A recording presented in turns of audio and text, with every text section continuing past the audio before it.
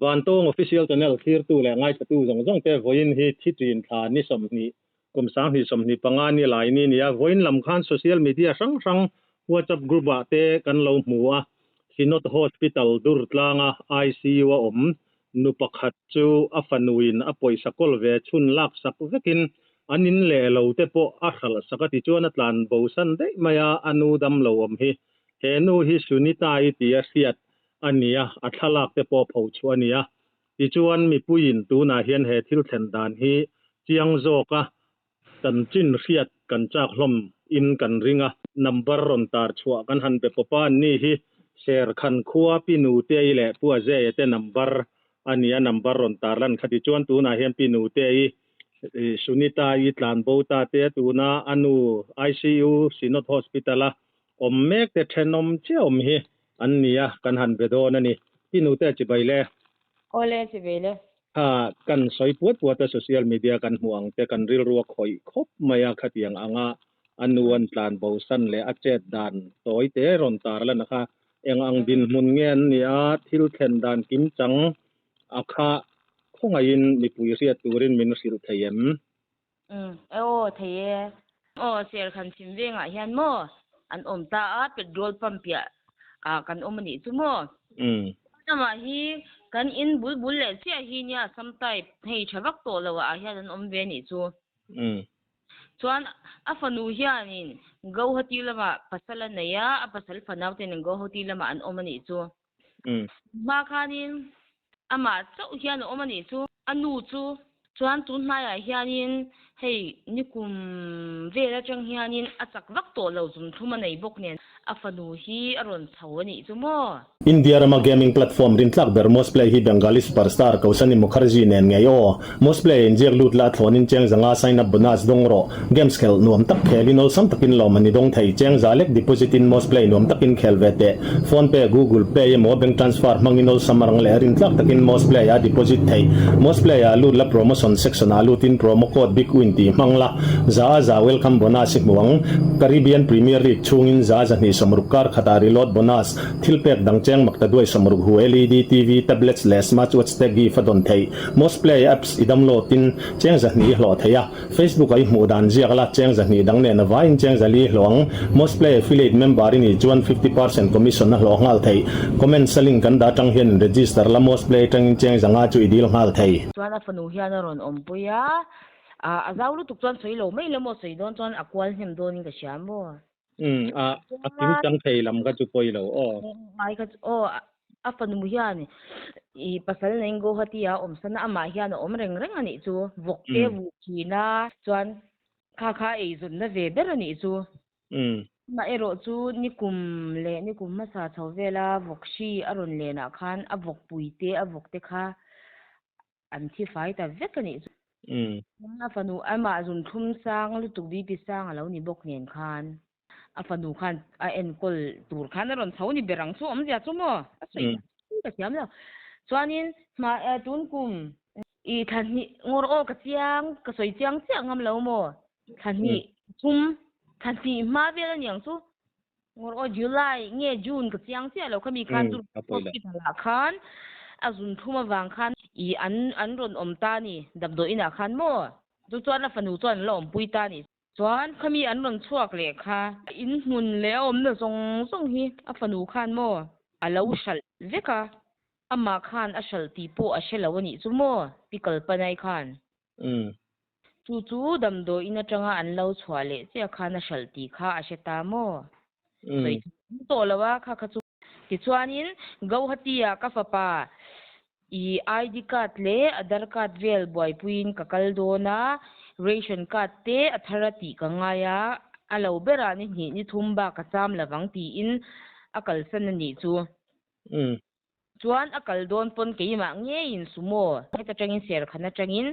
ka chan pui vekani chu mo dong kwa su chu tiang ni thum chung chu kalo en kol ang har satna nei te chuan ti in ka kha thapani chu ti chuan a thlengta a azuk thlengta amo akala chang khan ni thum hnuwa khan anu kha zun thum ani ba ka ami ta fialo khan alo in pal thut khel a so a ake anaboka chuanin keima khanin ina changa cho kha ka pe china ni chu ina khan mo che thei to lo wang khan chuan heti rungu chuan a boy thlak don nei keima ni kan buai ve buk sia kan in lama lo phei ro ti in kan nau hi mo ka pum phei tir ni chu kan ina chuan kan in lama ka la phei ta a ti khan ki en kol ringa kar khat don ang chu niang chu male kan ina ke en kul kha ama ero chu ama khanin thei khan ina khala du ve bok si nen khan i kan thei pui ta mo kan da phei le ni chu chuan heta sen tlang dam doi ina te kan han kalpuya an mani khan ama hi zun thum diabetes nei ani wang hianin apem hi a serious to sia heta kan khoi ngam lo hun pui pan ro u khamin lo ti ni chu mo chuan ti khan ke mani thiamang tok khan kan dressing a chan chu puisa kha om bok si lawa mun pui han kalpui tu khan chuan YMA chu pu kan han sila le hei kaushana po sangati te heta chuan hei sangati pol ang te po kan han sil ta mo nge ma kan la kang ti ang khan kan chila nei chu I an ni po chuanin kha chu ama hianin alo bera dur tlang kan kal don chuan singa tal hiron deposit angai dona chu lo ba ka ake hi mo ana thelo kha apan hnai na sa tol tuk a thi to ni chu na she to lo ake khan mo ni chu rim che to lut tuk a in chunga bolu po khan a rim che to mina hei chuanin an lu thei lawang mo an chuak le zel a rim turu to ni I khami ani wang khan chu tiang chuan min lo ti le bok si ne khan ka thian pa hei an in pia mi a je ani ta bu a je khami khan a thei ka chuang ka khoi le thei to lo arim turu le hei thi su ka lo nei wan khan ka thian pa jok chuan pu a je jok khanin a ti fai saka ti khan dressing a ti reng ani chuan tin nge kan tiang kan ti ama kan de han de dona a fanu chu a rui tar mai an ti box ya biak tlak box si lo ni chu phone call chun la thowa chang in run la mo ke ma po hian ka thin rim tu khan I lo chho lo chan inu hi ti hian chi tur da I tu ma mi poisa om si lawa hun puya kal puya ngai arang lamin a ke hi tanangai don a thi zel to ti pon ka juk advice ka penasan tu ka ni chu ke ma po ni lamin hei kan ke ma ni chung kwa shim hi kan buai ni chu ti dang hei kan veng bor chho mo sam ka lo ho do na ti chin a lo ho thei mei bok si lo chuan flight ta pu run hola go hat ti chu azol te chu tiangin a tam bak nang kan ti zel ni chu flight ticket pu ka la thiam lo chu ti khati a lo te ma ro chu midang in thiam an omang kan ti zel ni chu kan hak rei ni thakhat chuang kan hak ani chu chuanin anu kha chuanin a thei to lo anu khan a twar thei to lo kha kan hu thei to thot la ba hei kan chen om te motor kha kan hmang ta ni chuan kan packing a dur tla kan fur chho to pani chu mo anu khan nei cha khat sum kha sing hi le tlem ve la lo nei ve a om ja chu mo chumi le ama kha anu in tlem lo nei buk re sing hi ang vel kan puk chop buk nen ti ang vel khan kan han kal roi ni chu mo chu ang tik nei la si ila soi ta yam kar masa ngor okisha cholo jang kar masa ni lai ni khan kan non chho to mo to he arin mo Dutlang hospital ya kan non thenga chon condition kan soya ni chu purin mo e sai lo or tho hi kan lu ta ma se ama khan medicine min refer le APS par moi bula mo video in la ula anti ni so ka soi kim thiam lo mai the he han bok sia min se thiam don ne chuan ti khan min lo admit ta ni chu mo ni chuanin a pui tur khan hlo fa khei kan venga tangin di khata zanga hlo in hlo fa kha kan la chho top a chan chu ke mani po damdo ina ve hei ka u kha adam lo renga hei la tuna po la thalawa damdo ina changa ve tar kan nia ka thian pa aje a chu la tuna u ZMC a kan ria pui thei bik lo ni chu har san na dam lo na ina lo tlak buak ve le je chu sian mo nyang chu mele chu mi wang chuani ama bula pon kan soi ve kani ama chuan a fanu chuan mo sai chuan ô anh po chu lâu ni sen đầm đôi ina min lâu hắn đã chầu sạc ula pui kha I indu le lo faret ni khadre tu angin lo zong ula lo pui sela ka lo chho ma chu ati chu ta chan hei kan la in befel ve ka ni chu mo ni manin chuan kan zong ve ka pui tur po kan da ve ka ni chuan kan chho kha min lo admit tarenga x-ray ECG ti ang vel te shem I khat ang vel kha booking kan tia kan tin hal boka chuan na pusa po hospital bill kha sanga kan deposit book ta ni chuan chu mi abak zong zong po chu paisa chu kan la chuak te ka ama kuta kan da ni chu mo kan da de singthum le sangret vel yang tro average chuan singthum le sangret vel chu kota kol kan da sa deposit kan tek vek ba ka mo chu tiang chuan ni ta chuan nurse ho po kan dia dikhan pui tur an thau chuan an tia thlamawng takin kan haw thla ve ni chu chuan atu ka khan afanu chu flight in alo honga alo thlenga ni chu alo ho to chuan I Durtlang hospital a chuan alo kal ve nge an mani khan an lo zei ngal tur khan lo ti bok ta mo angan hera ke chu an lo zei an lo pai ta reng ani chu chuan in alo thleng kha ama kha biak tlak khan le lo char ta ni chu chuan hlo fa ni khata ni re ta kan roi reng wang khanin I kan roi nu kha alo ho ve kha ngai se Sunday jing so ik ma khanin kan hlo fa kan roi nu kan venga mi thau chu aron hota ni afanu alo ve to thave ati wang khan ron ho san ta ni chu mo chuan chumi Sunday chumi pui tu nu alo ho chia nu lu ka ma chu paisa dong dong lai na lo bo vek ka ni chu alo tan bo ke ma ni chon kan ngei dan la chon pa ngai takina fanu lo ho to thamon thak to ti khanin engkim afanu kuta tong chu kan ti lai khan pui reng tur kan ngei lai khan alo tan bo de I kan paisa kol tir zong zong kha alo la vek bo ka ni chu le je chuan chuan Monday khan min lo phone ta ni hospital a tangin ya keima le chu ka champa je chu mo number kan da wang kha min rong call ta ni afadu alo ho to kha kan in de renga aron khan hun po min chila hei ICU wa ka thleng ati vek sia reng tura kan lo nga ya te kan ti ni chu chuan nurse le doctor thleng thlengin min on call ni chu keima ni mo lo reng ni hi chung to lo nang ma ni kharon chho mai te ati ngei na to lo ICU ni box sia min tia chuan ni min jing hang ka champa nen han ho lu tukin kan han tlan chho ni chu chuan ICU ko da chuan anu mutbu tiang bel kan da kha lo ve ka ni chu chuan ICU lu ha kan dila lo ti po an mu pon alo shelo ni chu ti chuan hei alo tlan bo ve ka ni chu chuan himani khan kan dilta doctor le nurse te hetiang ani chuan ama hi kan man phut anga ani lo chuanin bil atam sia tuna ringot por aning bil hi mo nuai khat le mo ting hni le sang khat ani chu ICU kan valut che anu kan mu kha akian lo tan to che thelo bok nen min han mu kha hei atrap ta ni chu ma khan be sei nei lu tu khan tumu moni ka chung te an lo lut ve ang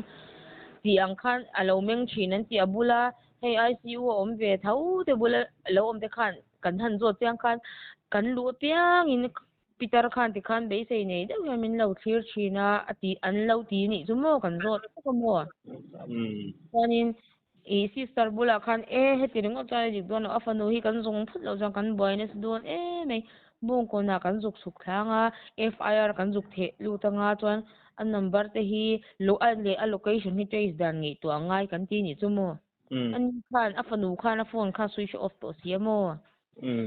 kan tan thata kan han ngei to khan direct in flight kal kan ring to lo wang khanin AMC area talmin ta asuti capital mo talmin la chuan an bajot thot ti ang kan ti ni chu chuan tu kin jing khan akal chia private motora an lo ti ni chu mo Guwahati lampanin mo Guwahati lampanin private motora akal kan ti mail zong ne athala kan han hu buk khan hei hi ni chiang keima min zon puila chuan za ka peyang che min ti atiamo mi driver pa khan chuan za po chu alo pe chuan coffee min khilai buka rice cake nen atiamo akal na hi arei tong em kan te ala rei lawang I vai reng te hi ala pel kan ring lo I FIR to ba thelu pat umin tia kan tan theile ta ni bung kon police station a chu nimin pia thotan ni khania tro hai nimina chu nimina nimin thole ni amo nimin Sunday ya lo chuak khamo hey duna advertisement di maila I kan thupo sa wang khan I phone call la minon bia a Sunday I chonulam khanin durtlang hospital atangin taxi driver pakhatin min lo bia mo keima ngain kapur tha a chuan thuampuya homestay a omdon ni ni kabiak sak vek aronti minon bia mo la sin lok khan I nimina chuan alo chuak chiani chu ma chu mo chu kan poisa da sa zong te khala hei akul ve chun ang khalo la lo ni ta se chui sha en til tu ka boy turi kan ni lo ni chu mo heta a in le lo shal na zong poisa akul buksia chuan a in chunga mi bungurwa engtin ne ka soyang syntax nen lam cylinder te thingrem ti ang zong po alo shal ve ka mo sal thaya anga sal de uvek mai mo khan alo shal ve ka chu hei kan shele zel sia mo kan mang ang tak se ko ni nang an sang nang ni in vak khong ai tha gem thei to chuin mangai takin in en kola tu na to mo ka pu hei YMA le VC a hianin lekha kan thelu to kani bo ngai na kan se to lo ma min la pui ro ti in ko ngin kan kal don bu ina yang kan thelu to tu na hei meeting an nei me ko mo FIR kha in thelu time nu te FIR takhimo bong ko na khana theilo na chan chu mo I Golosip district kan ni awang hianin keima ni in bong kon police station in kan huam sin chu I Sipir area ania antiamo kon pui anga yan ta bu in chong kan lakal man lawa amai ro chu kon pui OC anyang chu khani mina khan mo hei sentlang ami keima ni area district thau ni wang khan kan zuk be kwal takani chu akhala kan thon boka kha vai te check gate a private car khatiang ang phur a om chon min lo dan sakti khan min ti sakani chu mo maro chu hei an man tur om lo atlang aniang kan ding ta ha tla khop mai ani chu nang ma ni takpo in khong ai thak le mai kha then nu thei to choinin buai puya anu tak khi alaina om le ani kha pikal panai mo kalpana kumeng zat vel nge isoi theyen pariat enga kumsom nga pariat ania ti chuan an chung ko din mun tlang puya kha ifiat ang soi rem chin a omem an pani maya khosa kha em ni an ni I ser khan khomi le sa ang hi chuang kan chiar themo ama chau hian a om to ni chu pasal khan ne ya chu sunitai a fanu pa nen chuan an in chen atang khan mo huwa khan pasal te kha a han nei vele ma se an in chen ta a ama te chuan ina oma yan vok te kha bul ve thina mo ai zon te chu chuan I khami vokshi an lo lenga khana vok zong an thi fai ve kamo tuna ai ber chu hei ni za in lo lut vel te mo hetiang ang vel ba khi ei kha ei ni mai ei hi tam lo shim mo ye chen ten ti hian kan puya cha me han in suwa ti ang vel kha ni mai mo chuan afanu sunitai khamo go hati ya mi pasal anei hun vel kha rei to em rei ve to afapa po tuna han kum kashiat swal lo chuan a ka lo she swal mai themo kashiat swal lo chuan kum som pali som panga vel aniang tuni chu aron ho chho khan ti khan anu fiat lo khan damdoina an hanom pui zo kan han ho le kha in mun vel zong a kha a sala ina khania te ro atira po khan heta ten mo I YMA te po kan be thau I VC te po chantin chu kan han shil ni chu ti chuanin a in shal na zong chu a GPay a hianin SBI zo khamo ta chuan alo in GPay tir vek ani chu tu man an chat pui lo Eastwood branch ani chu Guwahati branch ha khan alo tita a heta chuan anu ni za in hlo vel le tiang ang vel hi chu joint account tin lo alo kal pui tho mo chumi a chuanin engma poisa omlo om chun chu ni mina te po kan than la chua ka ma boi pui na kan mang ta mo a in shal na lu na chu account dang dei ani chu mo kan than zot china bank ka te po kha chu phai lam ani wang khana boi pui kha har sa ve ani chu mo bok ni lawa chuan ama ero chu an in kan han hai khanin I khami a passbook SBI a Xerox khamo khami kha oma khei tu na po kan la kol ranga khami runga tur khan hei han block tir don a block thei mai bi klo ni chu mo hei thil bo har sa ve ni chu ama la a chat zoi mai mo anu na pi tu ding mo hospital na changin min nong kol le a min kol ring me eng tin nge ni don a BP hi a in up thei box hi lawa ama hi a normal lo ma se supporter kan bia a supporter kan ti a tin chu kan bia kan ti supporter kan ti kha chon tle mina zia le deu an ti ta mo are lo chon na tin khan kan phone le a durtlanga nurse duty chu mo araning bil kha khongain ti min lo thon mai ta che hey investigation hi kaltir kan tuma chu bang chuan min lo thon mai ta che kan te min lo thona wa chapa mo tuna hianin araning bil hi nuai khat le sing hni le sang khat na tin min lo thon kha chuan nia mo deposit a khan sing khat kan da sak ta mo khami ti lo eng a kan na pelo ngai na in tan po awang don hle maya mangan thak don in mangang tak meu ti kha alang siang reng maya eng pon ni sela afanu sunitai kha khatiang angama ni sing tu nu te han ti du kha chu awan duai thak kin arap thak tak meu api kalpanai po khongai thak alai na tom kan ti tang meu tin afanu sunitai point ka WhatsApp group lam tele a social media sang tin hei kan channel te po ni anga muwa alo chiar engemo khatiang anga lo ni khachon hanin lam let thei hlo sela adu om hle maya anin sal na vel le khang bung ro sang sal na vel te khachon an sen so te khachwa dai phak mai don lo mi dei phak do ni a han zo hi kan la ring bik lawa mo tina kan poisa da sa kha lo khoi lo tal se chu khami chang khanin dur tlang chu sinot hospital ania dan te po om tur ni chu mo